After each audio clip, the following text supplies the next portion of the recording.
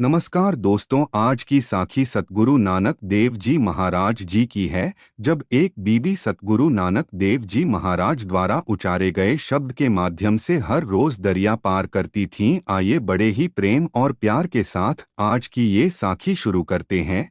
साध संगत जी, नाम के जहाज पर चढ़ना यही है कि मन की सारी इच्छाएं त्याग कर संसार समुंदर से टूटकर नाम के साथ जुड़ना है। नाम एक ऐसी शक्ति है जो संसार के परतक समुद्रों को भी पार करती है। साध संगत जी एक वृद्ध माई अटक दरिया से पार रहती थीं। साध संगत में होने के कारण महापुरुषों की सेवा भावना वाली थीं। जब कोई भी महात्मा मिलता था तो प्रेम से हत नमस्कार करती थीं। जल पानी आदि की सेवा कर जन्म सफल करती थीं, क्योंकि जन्म सफल करने के लिए जैसा कि सतगुरु ने फरमान किया है, हस्त चरण संत टहल कमाइए, नानक एहो संजम प्रभ कृपा पाइए। इस तरह से सेवा करते हुए उसे बहुत समय हो गया और अनेक साधु संतों की उसने सेवा की। आज आ गए सभी संतों के सरताज, जिनके चरणों की धूल के कणों में से अनेक साधु जन्म लेते हैं। भाव परमेश्वर के निराकार स्वरूप में से सरगुण स्वरूप धारण कर आए हुए बेदी कुल के सूरज श्री गुरु नानक देव जी महाराज। साध संगत जी माई को खेतों में रोटी लेकर जाने के लिए दरिया पार करना पड़ता था। गुरु जी रास्ते में बैठे थे तो माई ने सतगुरु को देख उन्हें नमस्कार की और प्रसादा छकने के लिए बेनती की। तो सतगुरु जी ने कहा कि माई, ये प्रसादा तो उन मेहनती लोगों का है जो खेतों में देर से काम कर रहे हैं।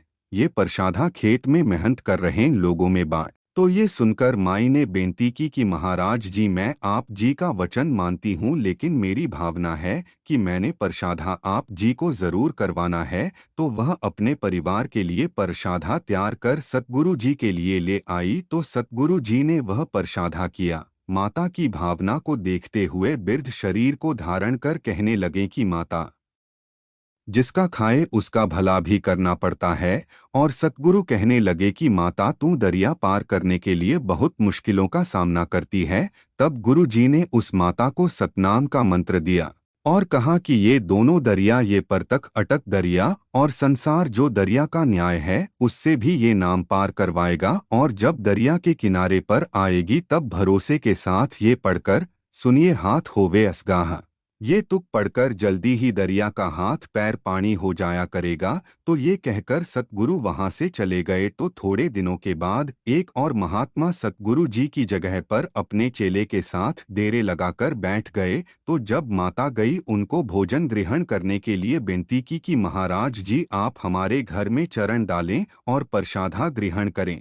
तो भोजन करवाने के लिए माता महात्मा जी को साथ लेकर चली। तो जब दरिया के कंढे पर पहुंचे तो महात्मा सोचने लगे कि माई कमली है जो दरिया में सीधा ही जाए या रही है। तो माई दरिया के किनारे पर चलती रही और मंजिल के नजदीक पहुंच गईं। लेकिन महात्मा दरिया के किनारे पर खड़े सोचते रहे।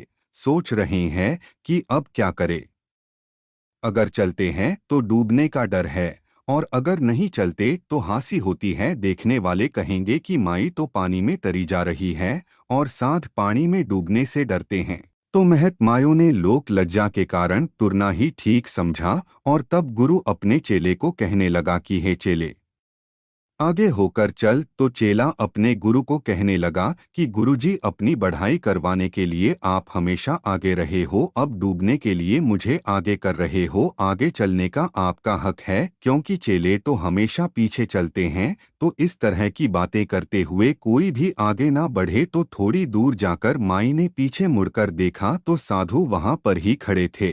तो माई ने देखकर आवाज मारी कि महाराज, आगे बढ़ो, आप यहाँ पर क्यों खड़े हो। तो आवाज को सुनते ही वह चल पड़े, क्योंकि वह सोच रहे थे कि अब चलना ही पड़ेगा, अगर नहीं चले तो उसके बिना बात नहीं बनेगी। तो उन्होंने जल्दी जल्दी पैर आगे बढ़ाए और दरिया में गिर गए। उनकी गोते खाने की आवाज उस माई के कानों में पड़ी कि साध तो मर चले। तो माई ने कहा कि उन्होंने ऐसे ही भेष धारण किया है, नाम को हृदय में नहीं बसाया, क्योंकि अगर नाम हृदय में बसा होता तो डूबना नहीं था। और माई कहने लगी कि आप कच्चे गुरु के चेले हो, मुझे पूरे गुरु श्री गुरु नानक देव जी मिले हैं। और वो कहने लगी कि मेरा स्त्री जामा है और परिवार में रह रही हूँ। मेरे गुरु ने नाम को मेरे हृदय में बसा दिया है, जिस नाम के प्रताप से मैं हर रोज इस दरिया को पार करती हूँ। तो माता ने उन पर दया कर कर साधु महापुरुषों को बचाया और ऊंची आवाज कर कहा कि मेरे पीछे मेरे गुरु की बताई गई तुक को पढ़ो, मेरे गुरु का बताया गया मंत्र पढ़ो, सुनिए हाथ होवे असगह। तो इतना कहने की देर थी कि गुरु और चेला बच गए और बाहर आकर कहने लगे कि माता ये क्या तमाशा बना। तो माता ने गुरु कृपा द्वारा मन में परमेश्वर के बसे हुए नाम की बरकतें बताई और कहा कि जिनके मन में नाम बसा है उनके लिए ऐसे दरिया एक खेल है। वह तो बड़ा दरिया जो संसार का है वह भी सहज ही तर जाते हैं। तो उस महात्मा ने गुरु और चेला ने माई को माथा टेका और कहा कि है माता तू धन है, असल साधु तो तू है, हम तो केवल लिबास मात्र साधु है। इसलिए सतगुरु जी फरमान करते हैं कि जिस मन बसिया तरिया सोए, वह इस साखी के माध्यम से स्पष्ट हो जाता है कि जिसके हृदय में वाहेगुरु का नाम बसा है, सतनाम का नाम बसा है, वही तरा है। फिर भले परताख दरिया हो या फिर संसार रूप समुंदर हो, जिस मन बसे तरे जन सोए, जाके कर्म प्राप्त होए। हर के चरण हृदय उर्धार भव सागर चढ़ उत्तरे पार। परमेश्वर का नाम ही परमेश्वर के चरण है। परब्रह्म दयाल सागर तारेया, वह परमेश्वर जिस पर दयाल होता है उसको इस संसार समुंदर में नाम से जोड़कर तार देता है। पारभरम कृपा करे साध संग सो भवजल तरे, राखन को दूसर नहीं कोए तो निस्त्रे जो कृपा होए। महातपत सागर संसार प्रभ खिन में पार उतारन हार, गुरु पूरे मेहरबान भरम मारिया। पूरा गुरु जिस पर मेहरबान हुआ है उसने अपने अंदर से 5 किस्म का भ्रम और 7 किस्म का डर मार दिया है, भाव दूर कर दिया है। और हमारे हृदय में अंधकार का जो गाढ़ा अंधकार छाया हुआ है उसको केवल सतगुरु जी ही दूर कर सकते हैं। जीव की अपनी समर्था नहीं है कि वह भ्रम को दूर कर सके। जब गुरुजी मेहरबान होकर उपदेश बख्शते हैं और सिख निमर होकर उसको मानता है तो उसके हृदय में से अंधकार का अंधेरा दूर हो जाता है और अंदर ज्ञान का प्रकाश हो जाता है। नानक साधु संग जन्म मरण स्वरेया। सतगुरु जी फरमान करते हैं कि जिसको साधुओं की संगत गुरु कृपा द्वारा प्राप्त हुई है उसने अपना जन्म और मरण सवार लिया है।